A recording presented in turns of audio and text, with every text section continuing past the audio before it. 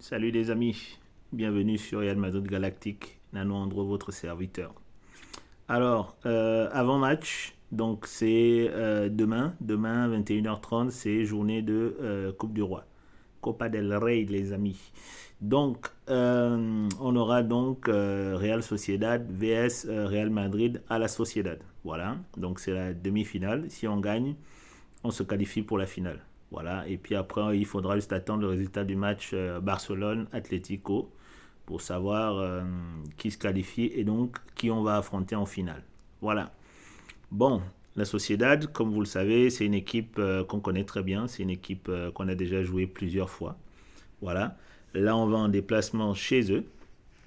On enchaîne les matchs. Voilà. J'espère juste que Carlo Ancelotti aura la présence d'esprit de faire tourner un peu l'effectif et de laisser plusieurs cadres au repos. Alors effectivement, c'est une compétition qu'on veut gagner parce que le Real Madrid veut gagner toutes les compétitions dans lesquelles il est engagé, ça c'est sûr. Mais je pense qu'on peut quand même faire tourner et pourquoi pas, si le match ne se passe pas comme on veut, faire entrer les cadres en seconde période par exemple. Voilà.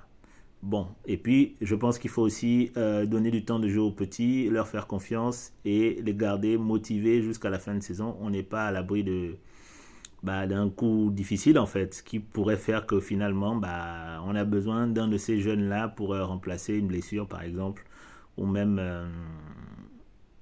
un joueur qui sera indisponible pour le restant de la saison. Voilà.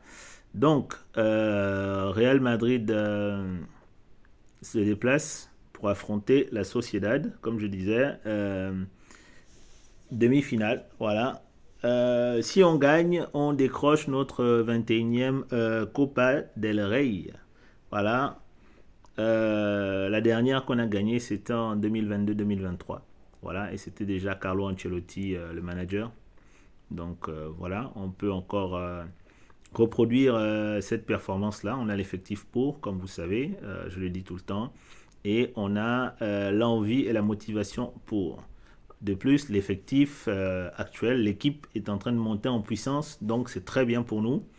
Voilà, donc il faut capitaliser sur ça et puis être sérieux face à la Real Sociedad, comme toujours, les respecter et bien les respecter. Alors, de leur côté, ils ont quand même des armes, c'est une équipe souvent difficile à jouer.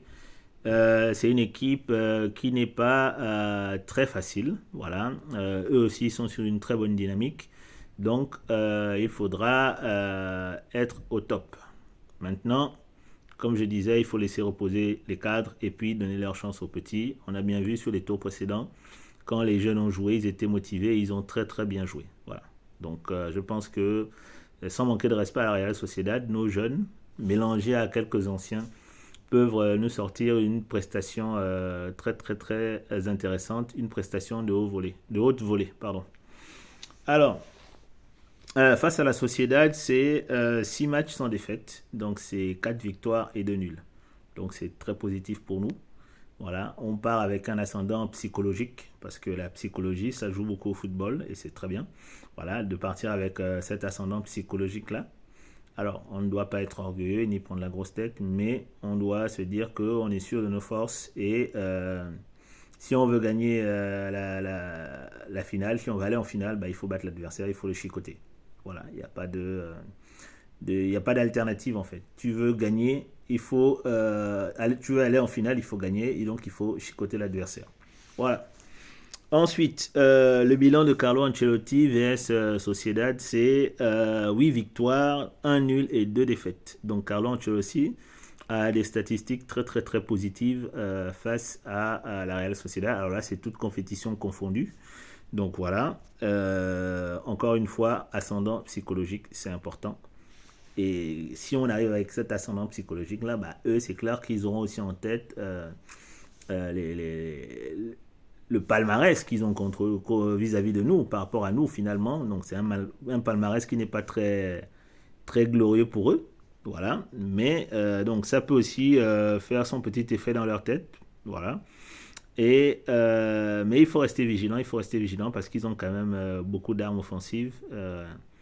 Ils ont Oyarzabal alors, il a que 4 buts, toutes compétitions confondues actuellement, mais ça reste toujours un fantastique joueur, un joueur important pour leur équipe et un joueur très dangereux pour notre défense, donc il faudra bien le contrôler. Ils ont aussi Takefusa Kubo, qui est un ancien du Real Madrid. Donc lui aussi, avec sa patte gauche, il faudra bien le contenir, le surveiller et le museler pour éviter qu'il s'exprime trop et pour éviter de nous mettre en danger. Voilà. Ensuite, donc, que dire d'autre? La Sociedad donc est sur 4 victoires et une défaite, là où nous on est sur 3 victoires et 2 nuls. Donc en termes de victoires, ils ont beaucoup plus de victoires que nous sur les 5 derniers matchs, mais au global quand même je préfère 3 victoires et 2 nuls plutôt que 4 victoires et une défaite. Voilà. Donc on a encore un petit avantage sur eux par rapport à la forme du moment et par rapport à l'enchaînement des matchs. Voilà, mais ça ne veut rien dire. Comme je dis toujours, le football, c'est 11 joueurs de chaque côté sur un terrain, 90 minutes. Et c'est l'équipe qui a la meilleure approche, qui produit le meilleur football et qui marque le but de plus, le but de plus qui gagne. Donc il faudra justement marquer ce petit but de plus là pour gagner. Voilà. Donc le match, je ne sais pas si j'ai dit, c'est à 21h30, c'est chez eux. Oui, je l'ai dit. Voilà.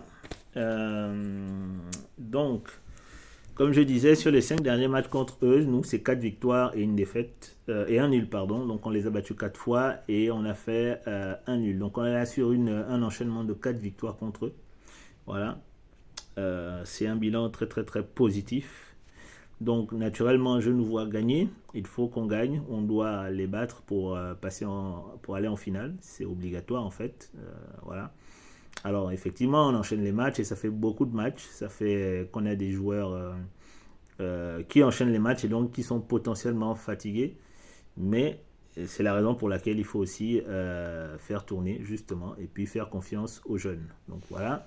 Alors, au niveau des bookmakers, donc les bookies nous voient gagner. Donc, on a une cote qui se situe en fonction du site.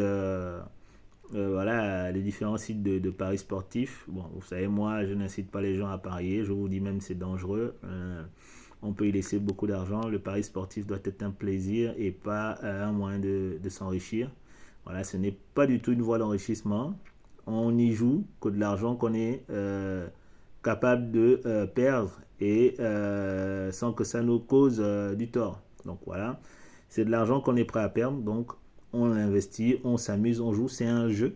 Alors effectivement, derrière, ça enrichit des entreprises, mais et des gens sont payés, des gens mettent des outils à disposition pour que nous puissions jouer, s'amuser, mais en aucun cas, ce n'est un moyen d'enrichissement. Voilà, moi je ne connais pas beaucoup de gens qui se sont enrichis par le pari sportif. Bon, après, vous êtes grand, majeur et vacciné et vous faites bien ce que vous voulez. Voilà. Dans tous les cas, donc la cote du Real se situe entre 1,83 et 1,92, là où la cote de la Sociedad se situe entre 3,75 et 3,90. Voilà. Donc, c'était tout ce que j'avais à dire par rapport à ça. Au niveau des top buteurs sur la compétition, donc quand je parle de top buteur, c'est en Copa del Rey actuellement. Donc le meilleur buteur actuellement, c'est Julián Alvarez de l'Atlético Madrid avec 4 buts. Il est premier. Le premier meilleur buteur de la compétition pour la Real Sociedad, c'est donc Barrenechea, que tout le monde connaît, Barrenechea. Donc voilà, avec 3 pions, il est 7e. Et le meilleur buteur de la compétition chez nous, roulement de tambour, c'est Mr. Sir Bobby Hendrick. Voilà, avec 4 buts et il est 13e ex aequo avec un autre joueur. Voilà. Donc voilà, nous en sommes. Raison pour laquelle, au niveau de la compo, je pense qu'il faut faire jouer Bobby. Voilà, tout simplement. Mais je vais revenir tout à l'heure pour vous donner ma compo pour ce match-là. Voilà. Donc, les anciens du Real, comme je disais, il y a Odriozola et Kubo. Donc, je n'avais pas capté le move d'Odriozola. Je crois qu'à un moment, il était en Italie. Il est revenu au Real, mais je n'avais pas capté qu'il y avait eu un move de sa part pour aller à la Real Sociedad.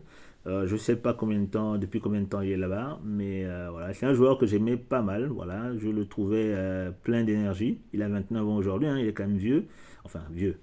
il approche déjà bientôt de la retraite, doucement, quoi. Voilà, c'est un défenseur, alors il pourra peut-être jouer jusqu'à 34, 35 ans, je sais pas, on verra. Mais en tout cas, il a déjà un âge avancé et je pense qu'il est peut-être maintenant très très très mieux dans son jeu, très très très mature. En tout cas, son passage au Real n'a pas été très marquant parce qu'il n'a pas su s'imposer au poste d'arrière droit, raison pour laquelle Lucas Vazquez est passé d'attaquant, donc d'ailier droit à latéral droit. Parce que justement, Odriozola, à l'époque, quand il était chez nous, il n'a pas su s'imposer, il n'a pas su apporter ce change-là à Dani Carvajal, voilà, qui régnait en maître. Et du coup, quand Dani se blessait ou quand Dani n'était pas indisponible, bah, on ne pouvait pas compter sur Odriozola, en fait. Non pas qu'il est un mauvais joueur, hein, ou qu'il était un mauvais joueur, c'est juste que au Real Madrid, on veut le top du top, on veut l'excellence, et Odriozola, c'est un bon joueur, mais c'était pas un joueur du niveau du Real Madrid, c'était pas un joueur taillé pour jouer au Real Madrid. Donc du coup, il a été naturellement écarté. Après plusieurs prêts, il se retrouve à la Sociedad. Alors j'espère qu'il fait les beaux jours de la Sociedad. Et j'espère aussi que demain, il ne sera pas trop fort, trop bon face à nous s'il est titulaire et s'il joue. Voilà. Donc, mais sympa d'avoir Kubo, ancien du Barça, puis du Real, et maintenant qui est à la Sociedad depuis quelques années, et de voir aussi que dans cet effectif-là, qui est un effectif de qualité, hein, faut pas se mentir, il y a aussi Alvaro Odriozola, l'ancien du Real, voilà. Voilà. Ensuite, au Real Madrid, donc, joyeux anniversaire à Arda Güler. Il a fêté ses 20 ans aujourd'hui. Voilà, il a eu 20 ans. On a un effectif relativement jeune, hein. J'ai un peu regardé les âges et franchement, c'est relativement jeune. Donc, c'est des joueurs qui sont jeunes, qui sont très matures dans leur jeu et c'est très bien pour nous. Ça veut dire qu'on a de beaux jours devant nous, si c'est temps qu'on arrive à les canaliser comme il faut, à les faire jouer comme il faut. Alors là, c'est encore Ancelotti, peut-être que demain ce sera quelqu'un d'autre. Et on espère que cette mentalité de gagne-là, pardon, qui est actuellement dans leur tête continue et que ces joueurs-là progressent davantage. Donc on a du Kamavinga 22 ans, on a Jude Bellingham 21 ans, Bobby 18 ans, Vinicius et Rodrigo 24 ans chacun, Mbappé 26 ans, alors Modric 29 ans, c'est le plus ancien, Courtois, je crois qu'il doit être dans les 32 ans, Lounine 25-26 ans je crois, comment il s'appelle notre ami Aurélien Tchouameni 25 ans, Ceballos il a 28 ans, pardon, 28 ans. Voilà, donc ça fait quand même des joueurs assez âgés, mais aussi beaucoup de joueurs jeunes, puisqu'on a aussi, comme il s'appelle, Fran Garcia, qui est dans les 24 ans, je crois, 22 ou 23 ans, au trop 24 ans. Comment il s'appelle, Asensio, 22 ans, voilà, Rudiger et Alaba, je crois que c'est 32 ans, et Rudiger, c'est 31 ans, ou 30 ans. Donc voilà, donc il y a quand même un bon mix entre les jeunes et les vieux. Et c'est très bien parce que les vieux sont là, les anciens sont là pour accompagner les jeunes, leur faire gagner en expérience, leur enseigner tout ce qu'ils savent, tout ce que eux ils ont pu accumuler comme expérience jusqu'ici. Et puis les jeunes sont là pour apprendre et pour prendre la suite. Voilà. Alors c'est bien qu'il y ait des jeunes patients parce que chaque chose en son temps. On le voit bien avec Lounine et Courtois. Hein. Lounine qui est vraiment un joueur très très très patient. Voilà, alors qu'il aurait pu être titulaire dans n'importe quel autre grand club ou même tout simplement dans n'importe quel autre club de Liga ou même d'un autre championnat en Europe. Mais il est patient parce qu'il sait là où il est, il connaît l'importance de ce club-là.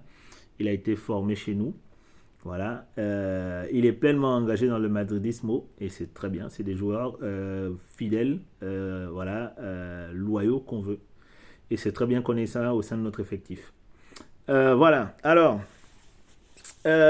ensuite, avant la compo, je vais d'abord parler des échéances à venir. Donc, en Liga, après le match de demain, donc on va enchaîner en Liga le 1er mars. On va jouer contre le Betis chez eux. Donc c'est encore un déplacement. Ça va encore jouer sur les corps aussi parce que les voyages comme ça fatigue. Ensuite, le 4 mars, bon vous savez, hein, c'est Champions League. Retour, c'est le match contre l'Atlético Madrid à la maison. Voilà. Alors, pour ce match contre la Real Sociedad, voilà la composition que j'ai imaginée moi. On verra si Carlo Ancelotti suit un peu ce que je préconise. Bon, Non pas que moi, ce que je préconise compte. Hein. Moi, je fais juste ça pour mon kiff, mon plaisir. Donc, Bobby en 9. Voilà, parce que je pense qu'il est sur une bonne dynamique. Je pense que la Real Sociedad, c'est une grande équipe, mais c'est une équipe pour laquelle on peut aligner la compo que je vais donner là. Donc, Bobby en 9. À gauche, je mets Goulert, Arda Goulert, parce qu'il faut qu'il joue, ça fait un moment qu'il n'a pas joué. À droite, je mets Brahim Diaz. Je pense qu'il peut jouer à gauche plutôt, pardon, Brahim Diaz. À droite, Arda Güler. Pourquoi Brahim Diaz à droite, à gauche, pardon? Parce que je sais qu'il est, il a 4 étoiles, 5 étoiles pied gauche et 4 étoiles pied droit. Donc en fait, qu'il joue à gauche ou qu'il joue à droite, il sera à l'aise. Voilà. Il sera à l'aise et il va apporter. Voilà, je pense qu'il faut le laisser jouer puisque lui, il fait les rentrées de match, il ne joue pas beaucoup, donc il a encore cette forme-là, il n'a pas besoin de se reposer actuellement. C'est un joueur qui est aussi très très bon, voilà, et il faut montrer tout son talent dans cette compétition annexe-là de la Liga. Voilà, ensuite en milieu de terrain, Jude Bellingham, parce que en championnat il est suspendu, je pense qu'il est encore suspendu, donc le laisser jouer pour qu'il garde le rythme. Et puis, nos deux milieux relayeurs, ça va être donc Kamavinga et Luka Modric pour moi. Et puis en défense, je vois Fran Garcia à gauche, Rudiger, premier défenseur central, deuxième défenseur central, notre ami Asensio, qui engrange encore de l'expérience. Et enfin, à droite, je mets Lucas Vasquez. Voilà, tout simplement. Et en tant que gardien, pour tenir les cages, notre ami, le grand, le génial, le magnifique Andriy Lunin. Voilà. Donc voilà ma compo. Je ne sais pas si vous êtes d'accord avec moi. N'hésitez pas à laisser la vôtre en commentaire, pourquoi pas, ou bien à commenter même la mienne, à la critiquer. Si vous voulez, on peut échanger par rapport à ça. Voilà moi ce que je vois. Donc je reprends notre ami Bobby. Voilà, Arda Güler à droite, Brahim Diaz à gauche, Bellingham ensuite en numéro 10, toujours. Et puis Kamavinga et Modric en milieu défensif. Pas relayeur, pardon, j'ai dit relayeur tout à l'heure, mais c'est deux pivots défensifs, voilà. Ensuite, Fran Garcia, Rudiger, Asensio et Lucas Vasquez. Et puis dans les cages, on met Lunin. Voilà. Donc, c'était votre serviteur Real Madrid Galactique pour l'avant-match de Copa del Rey, Real Betis vs Real Madrid. Et on verra lequel de Real pourra décrocher son ticket pour la finale. Voilà. Bonne soirée à tous. Et puis, on se capte demain après le match pour le débrief.